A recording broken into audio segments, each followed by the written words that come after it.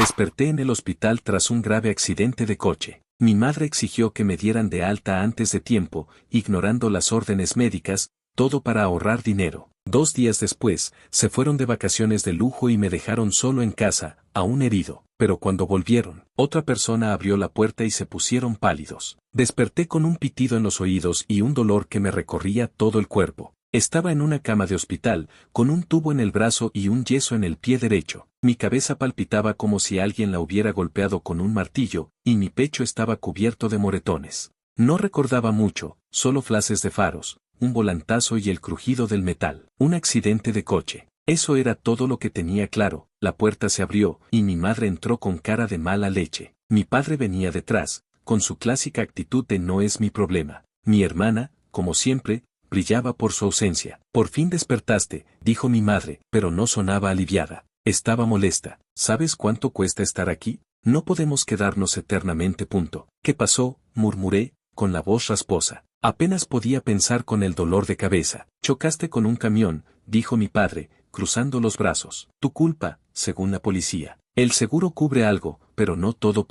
Mi culpa. Intenté recordar, pero mi mente era un desastre. ¿El otro conductor está bien? No te preocupes por eso, cortó mi madre. Lo importante es salir de aquí ya. Hable con el médico, y dice que puedes irte pronto si mejoras. No vamos a pagar una fortuna por esto. Una enfermera que acababa de entrar frunció el ceño. Señora, su hijo tiene una conmoción cerebral, un pie fracturado y contusiones. Necesita reposo y observación. No es seguro darle el alta tan rápido. Mi madre la miró como si fuera una molestia. No vamos a gastar miles de dólares para que duerma. En casa puede descansar igual. La enfermera trató de discutir, pero mi madre no la dejó. Siempre ha sido así. Cuando quiere algo, no hay quien la pare. Yo estaba demasiado aturdido para pelear. Solo quería que el dolor parara. Escucha, dijo mi madre, mirándome. Si te quedas, la factura va a ser imposible. Ya autorizaste que usemos tu cuenta de ahorros para emergencias, ¿no? Esto es una emergencia, pero no vamos a gastar todo por unos días más aquí. Mi cuenta de ahorros. Años trabajando en supermercados, repartiendo comida, ahorrando cada centavo para salir de casa, para la universidad. Ese dinero era mi futuro. Ellos lo sabían, y por eso firmé un acuerdo para que lo usaran solo en casos extremos. ¿Un hospital era una emergencia? Supongo que sí, pero algo en su tono me dio mala espina. No se preocupe, dijo mi padre a la enfermera, que seguía con cara de desaprobación. Lo cuidaremos en casa. Somos su familia. La enfermera suspiró y anotó algo. Hablaré con el médico, pero no me parece buena idea. Cuando se fue, mi madre se sentó a mi lado y me tocó el brazo, pero no sentí cariño. Era como si quisiera asegurarse de que no iba a contradecirla. Todo va a estar bien, dijo. En casa estaremos juntos. No hace falta gastar tanto, asentí porque no tenía fuerzas para discutir. Todo me daba vueltas, y solo quería dormir. Los siguientes 2 días fueron un infierno. Los médicos querían hacerme más pruebas, pero mi madre estaba en cada reunión, presionando para que me dieran el alta. Al final, el tercer día, cedieron, no porque estuviera listo,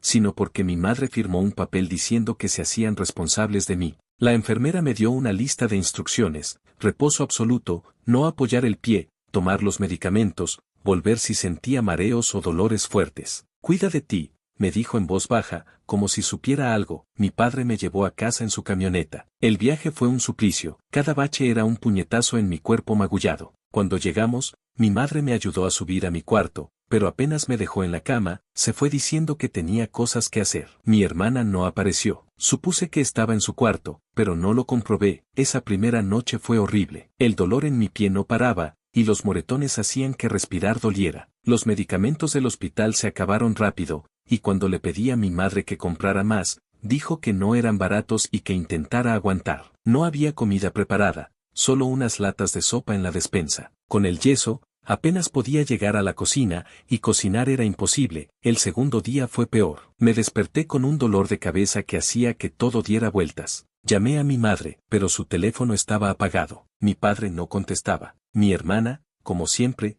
nada. Estaba solo, tirado en mi cama, en una casa vacía. Entonces me di cuenta de que algo no cuadraba. La casa estaba demasiado silenciosa. No se oía el televisor de mi padre ni los pasos de mi madre. Me arrastré hasta la ventana, apoyándome en las paredes, y miré el driveway. La camioneta de mi padre no estaba. El auto de mi madre tampoco. Se habían ido. pensé que tal vez habían salido a hacer algo, pero entonces vi un mensaje de mi hermana en el grupo familiar. Era una foto suya en una playa, con un cóctel en la mano. El primer día de vacaciones. Esto es vida, decía, vacaciones. Mi familia se había ido de vacaciones. Y yo estaba aquí, herido, sin comida ni medicamentos. Intenté no desesperarme. Tal vez habían dejado algo para mí. Me arrastré a la cocina, pero solo había las mismas latas de sopa y un cartón de leche a medio usar en el refrigerador. Nada más. Volví a mi cuarto, sudando por el esfuerzo. Entonces mi teléfono vibró con un correo del banco. Lo abrí con manos temblorosas. Decía que alguien había retirado casi todo mi dinero, $15,000, desaparecidos. Solo quedaban unos cientos. La transacción estaba autorizada por mí, pero yo no había autorizado nada. Entonces lo recordé. Mi madre en el hospital, hablando de mi cuenta. Ya autorizaste que la usemos para emergencias. Pero esto no era una emergencia. Esto era un robo. Me quedé mirando el teléfono, con la rabia quemándome por dentro. No era solo el dinero. Era todo. Sacar del hospital a la fuerza, ignorando a los médicos. Dejarme solo, herido, mientras ellos se iban a una playa. Usar mi dinero, mi futuro, como si no valiera nada. Por primera vez, vi a mi familia como realmente era. No me querían. Me veían como un cajero automático, no como un hijo. No podía quedarme así. A pesar del dolor, tomé una decisión. No iba a dejar que se salieran con la suya. Pero necesitaba ayuda. No podía hacerlo solo. Busqué en mi teléfono hasta que encontré el número de Javier, un amigo de la secundaria que ahora estudiaba Derecho. No éramos súper cercanos, pero una vez me dijo que lo llamara si necesitaba algo. Bueno, ahora lo necesitaba. Hola, Javier, dije cuando contestó. Mi voz temblaba, pero no me importó. Estoy en un lío grande. ¿Puedes ayudarme? Le conté todo, el accidente, el hospital, mi madre, las vacaciones, el dinero. Él escuchó sin interrumpir. Cuando terminé, hubo un silencio antes de que hablara. Eso es una locura, dijo. Lo que hicieron es ilegal. Negligencia, abuso financiero, tal vez hurto. Podemos hacer algo, pero va a ser duro. ¿Seguro que quieres ir contra tu familia? Mire mi cuarto vacío, mi cuerpo magullado. Pensé en los años que pasé ahorrando, en las veces que dejé que mi madre me manipulara porque era familia. No había vuelta atrás. Sí, dije. Estoy seguro. Ok, respondió. Voy a contactar a un abogado que conozco. Vamos a mover esto. Pero primero, necesitas cuidarte. ¿Tienes comida? Medicinas no, admití. Bueno, voy para allá. No te muevas. Vamos a arreglar esto. Cuando colgué, sentí algo que no había sentido en días, esperanza. No estaba solo. Mi familia me había dado la espalda, pero yo no iba a rendirme. Iba a recuperar mi dinero, mi vida, y no iba a dejar que me pisotearan nunca más. Javier llegó a mi casa un par de horas después, cargando una bolsa con comida, sándwiches, agua y unos analgésicos de farmacia. Yo estaba tirado en la cama, con el pie enyesado palpitando y un dolor de cabeza que no me dejaba pensar claro. Abrir la puerta fue una odisea, pero lo conseguí apoyándome en las paredes. Te ves como si te hubiera atropellado un tren, dijo Javier, medio en broma. ¿Cómo sigues así? Mal, admití, desplomándome en una silla. Gracias por venir. Mientras comía un sándwich, le conté todo otra vez, con más detalles. El accidente, el hospital, mi madre sacándome a la fuerza, el viaje de lujo, mi cuenta vacía. Javier escuchaba, y su cara pasaba de sorpresa a furia. Esto es un delito, dijo cuando terminé. No solo te dejaron tirado, sino que te robaron. Podemos armar un caso, pero necesitamos pruebas. ¿Tienes mensajes, correos, algo? Saqué mi teléfono y le mostré el correo del banco sobre el retiro de los $15,000. También tenía mensajes del grupo familiar donde mi madre hablaba del viaje y decía que no me preocupara por la cuenta. Ahora lo veía claro, todo fue planeado. Eso sirve, dijo Javier. Voy a hablar con una abogada que conozco, Clara. Es buena con casos de abuso y fraudes. Pero primero, necesitas un médico. No puedes seguir sin tratamiento. No tengo plata, dije. Y no quiero volver al hospital. Mi madre todavía tiene acceso a lo poco que queda en mi cuenta. Hay una clínica gratuita cerca, dijo. Yo te llevo. No hay opción, amigo, no podía negarme. Javier me ayudó a subir a su auto, y cada movimiento era un recordatorio de lo roto que estaba. En la clínica, una doctora me examinó y puso cara seria. Tienes una conmoción cerebral maltratada, dijo. Y tu pie está inflamado. Necesitas reposo y medicamentos. ¿Quién te sacó del hospital así? Le conté lo de mi madre. La doctora anotó todo, molesta. Eso es negligencia. Voy a hacer un informe. Si vas a juicio, esto te va a servir. Me dio una receta para analgésicos y antiinflamatorios. Javier pagó la consulta porque yo estaba en cero. De vuelta en casa, los medicamentos ayudaron un poco, pero la rabia seguía ahí. No era solo el dinero. Era sentirme usado toda mi vida, como si fuera un cajero para mi familia. Al día siguiente, Javier organizó una llamada con Clara, la abogada. Yo apenas podía sentarme derecho, pero participé desde mi cama. Clara era directa, con una voz que inspiraba confianza. Miro las pruebas que Javier le pasó, los correos del banco, los mensajes, el informe médico. Esto es sólido, dijo. El retiro no autorizado es abuso financiero. Sacar del hospital es negligencia. Dejarte solo así es abandono. Podemos demandar por daños y recuperar tu dinero. También podemos pedir una orden de alejamiento si quieres mantenerlos lejos. Alejamiento, no lo había considerado. Sí, dijo Clara. Tu familia no te está cuidando. Si seguimos, van a intentar manipularte. ¿Estás listo para eso? Pensé en mi madre, siempre con sus chantajes emocionales. Mi padre, que nunca decía nada, pero la apoyaba. Mi hermana, que solo pensaba en ella.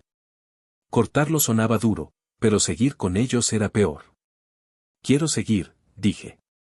La demanda, el dinero, todo. No quiero depender de ellos nunca más. Ok, dijo Clara. Vamos a redactar los documentos. Necesitamos tu historial médico, los correos y cualquier mensaje. También voy a pedir una auditoría de tu cuenta para ver a dónde fue el dinero. Javier me dio un pulgar arriba. Vas bien, amigo. Esto va a ser duro, pero lo vas a lograr. Los días siguientes fueron una carrera. Clara trabajaba rápido, y Javier venía cada 2 días con comida y me ayudaba con cosas básicas como lavar los platos que podía alcanzar. Me prestó algo de dinero para sobrevivir, aunque me sentía mal por aceptarlo. Juré devolverle todo. Una noche, vi un mensaje nuevo de mi madre en el grupo familiar: volvemos pronto.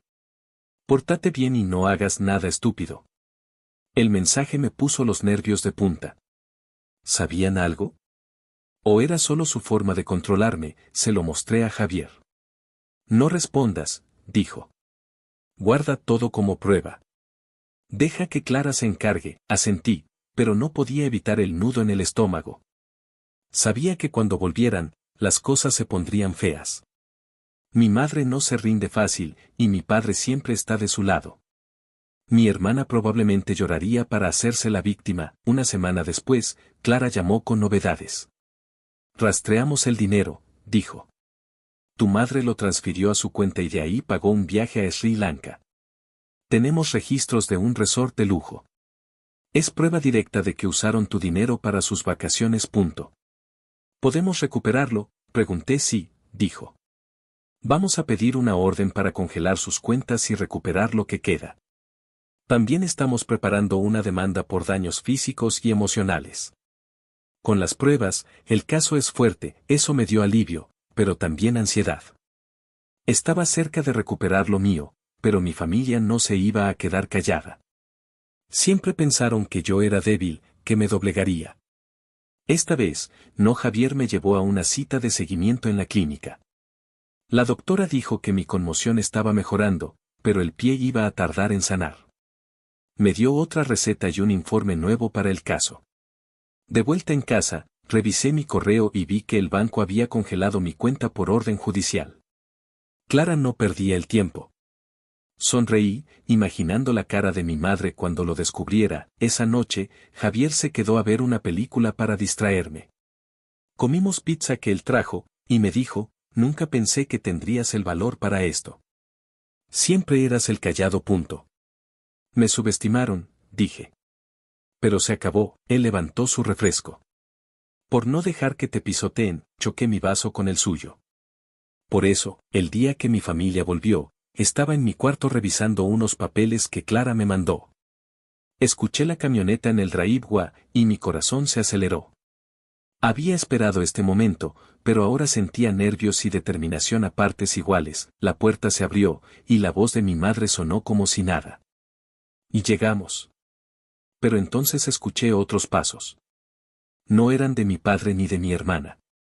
Era Clara, que había llegado justo a tiempo con una carpeta en la mano. Mi madre se quedó blanca. Mi padre parecía perdido. Mi hermana dejó caer su teléfono, con la boca abierta. ¿Quién es esta?, balbuceó mi madre. Clara dio un paso adelante, con una calma que daba miedo. Soy la abogada de su hijo. Y tenemos mucho de qué hablar. Mi madre se quedó pálida, mirando a Clara como si hubiera visto un fantasma. Mi padre, detrás, parecía perdido, con el ceño fruncido. Mi hermana, con el teléfono aún en el suelo, soltó un gemido. Yo estaba en la puerta de mi cuarto, apoyado en la muleta que Javier me había conseguido, con el corazón a mil. Clara, con su carpeta en la mano, no se inmutó.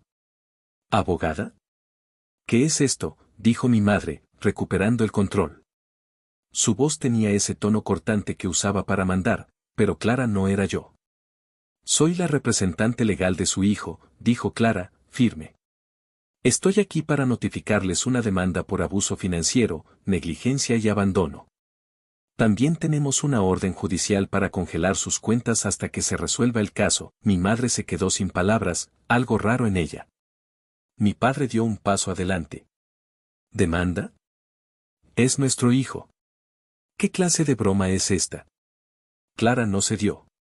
Su hijo fue sacado de un hospital contra órdenes médicas, dejado solo sin comida ni medicamentos, y su cuenta de ahorros fue vaciada para pagar sus vacaciones. Eso es ilegal, no una broma. Mi madre se giró hacia mí, con ojos que echaban chispas. ¿Tú? ¿Cómo te atreves? Después de todo lo que hicimos por ti. Y eres un desagradecido, quise responder, pero Clara levantó una mano. No complique las cosas, señora. Todo está documentado, correos del banco, mensajes, informes médicos. Les sugiero que busquen un abogado. Mi hermana empezó a llorar. Esto es por tu culpa, gritó, mirándome. Siempre lo arruinas todo. Sus lágrimas no me tocaron como antes. Había pasado días solo, herido, mientras ella posaba en la playa. Ya no me importaba su drama. Clara les dio un sobre con los documentos legales. Tienen una semana para responder. Si contactan a su hijo directamente, violan la orden de restricción temporal. Todo se manejará a través de mí. Mi madre arrancó el sobre, temblando. Esto no se queda así, siseó. Luego miró a mi padre. Vámonos. No voy a soportar esto. Salieron dando un portazo, con mi hermana detrás. Clara se volvió hacia mí. Eso salió bien, dijo, con una leve sonrisa. Ahora viene lo complicado. Prepárate para que intenten hacerte sentir culpable, asentí, todavía en shock. Por primera vez, sentí que no estaba bajo su control. Los días siguientes fueron intensos. Clara trabajó sin parar, armando el caso. Teníamos pruebas sólidas, el informe de la clínica sobre mi conmoción cerebral y mi pie fracturado, el correo del banco mostrando el retiro de $15,000. Mensajes de mi madre hablando del viaje y fotos de mi hermana en el resort, sacadas de sus redes sociales. Todo demostraba que usaron mi dinero para su lujo, ignorando mi salud. Javier seguía siendo mi apoyo. Traía comida y me ayudaba con cosas básicas, como limpiar lo poco que podía alcanzar. Una noche, mientras comíamos tacos, me preguntó, ¿siempre fueron así de egoístas? Pensé en mi infancia.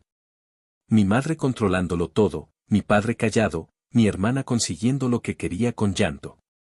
Yo siempre fui el que trabajaba, el que ahorraba, el que no pedía nada. Creo que sí, dije. Solo que no lo veía claro hasta ahora. Eso no es familia, dijo Javier. Hiciste bien en pararles los pies, Clara me mantenía al tanto. La auditoría del banco mostró que mi madre transfirió el dinero a su cuenta y de ahí pagó vuelos, un resort en Sri Lanka y compras caras. También movió una parte a otra cuenta, probablemente para ocultarla. Clara pidió una orden judicial para rastrear esos fondos, el caso por negligencia médica era fuerte. El informe de la clínica decía que mi conmoción pudo haber causado daños graves sin tratamiento y mi pie tuvo inflamación que podía haber sido permanente. La doctora que me atendió estaba lista para testificar, el abuso financiero era el corazón de la demanda.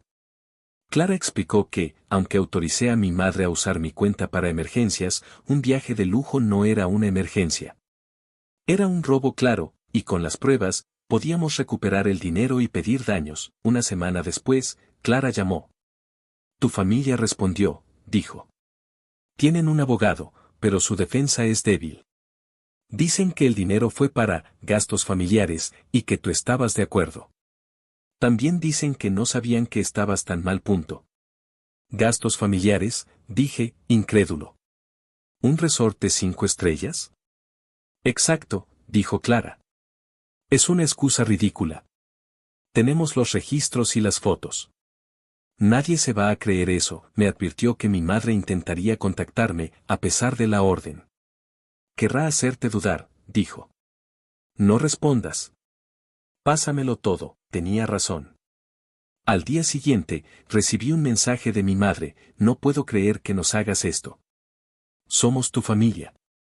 ¿Cómo puedes ser tan cruel? Solo queremos hablar. Sentí una punzada de culpa, pero la ignoré. Era su truco de siempre. Reenvié el mensaje a Clara sin contestar, el caso avanzó rápido. Clara presentó las pruebas en una audiencia preliminar. El juez quedó impresionado por la documentación y emitió una orden para devolver los fondos restantes a mi cuenta. También fijó una audiencia final para decidir sobre los daños y la orden de alejamiento permanente. Mi familia no fue a la audiencia preliminar, pero su abogado sí. Dijo que yo había exagerado mi estado y que el dinero fue para beneficio familiar. Clara lo desarmó con el informe médico y las fotos del resort. El juez no parecía convencido de la defensa, mi salud mejoraba lentamente. Los medicamentos ayudaban y mi conmoción estaba casi resuelta. El pie seguía molestando, pero la doctora dijo que sanaría si seguía cuidándome. Javier me llevaba a las citas y empecé a moverme más por la casa. Una noche, Clara llamó con noticias. Ganamos la primera parte, dijo. El juez ordenó devolverte $12,000 de las cuentas de tu madre. El resto que gastaron lo reclamaremos como daños. La audiencia final es en 10 días. 12,000, dije, sorprendido. Eso es, mucho. No todo, dijo Clara. Pero es un gran paso. Y con la orden de restricción, no pueden acercarse, celebré con Javier esa noche. Trajo una cerveza sin alcohol por mi medicación y vimos una película de acción. Reímos como si no tuviera un yeso en el pie. Fue la primera vez en semanas que me sentí ligero, la audiencia final llegó rápido. Estaba nervioso, pero Clara me había preparado. Testifiqué sobre el accidente, el hospital, cómo me dejaron solo y cómo descubrí que mi dinero pagó sus vacaciones. La doctora de la clínica habló, explicando los riesgos de sacarme del hospital. Clara presentó las pruebas, correos, mensajes, fotos, registros bancarios. El abogado de mi familia intentó hacerme quedar mal, diciendo que era un hijo rebelde que exageraba para vengarse. Clara lo cayó con hechos. Mi madre, en la sala, no me miró. Mi padre parecía incómodo. Mi hermana no fue, el juez dio su veredicto ese día. Falló a mi favor en todo. Ordenó que me pagaran $4,000 adicionales por daños, además de los 12,000 recuperados. También aprobó la orden de alejamiento permanente, mi familia no podía contactarme ni acercarse sin permiso legal, o enfrentarían multas o cárcel. Salí del juzgado con Clara, sintiendo una mezcla de alivio y vacío. Lo hiciste, dijo ella, sonriendo. Ahora puedes empezar de nuevo. Un mes después, mi vida había cambiado. Con el dinero, pagué lo que le debía a Javier y alquilé un departamento pequeño. Era sencillo, pero mío. Mi pieza no, y aunque a veces soñaba con el accidente, me sentía más fuerte. Empecé a buscar trabajos y planeé retomar mis estudios, algo que mi familia siempre había menospreciado. No supe mucho de ellos tras el juicio. Javier me dijo que mi madre intentó contactarlo, llorando y diciendo que yo la había arruinado. Él la cortó y dijo que no quería saber nada. Bloqueé a todos en redes y en mi teléfono. No necesitaba sus excusas, a veces, me preguntaba si fui muy duro. Eran mi familia, después de todo. Pero luego recordaba esos días solo, herido, sin nada, mientras ellos gastaban mi dinero en la playa. No eran mi familia. Solo me utilizaron. Una tarde, en mi nuevo departamento, Javier vino con café. Me mostró una publicación de mi hermana, quejándose de que la vida era injusta. Reí. Que se quejaran. Ya no era su banco. Por un nuevo comienzo, dije, levantando mi taza. Javier chocó la de ella. Por no dejar que te pisoteen nunca más, y así, cerré esa puerta. El futuro era incierto, pero era mío. Por primera vez, podía decidir quién quería ser.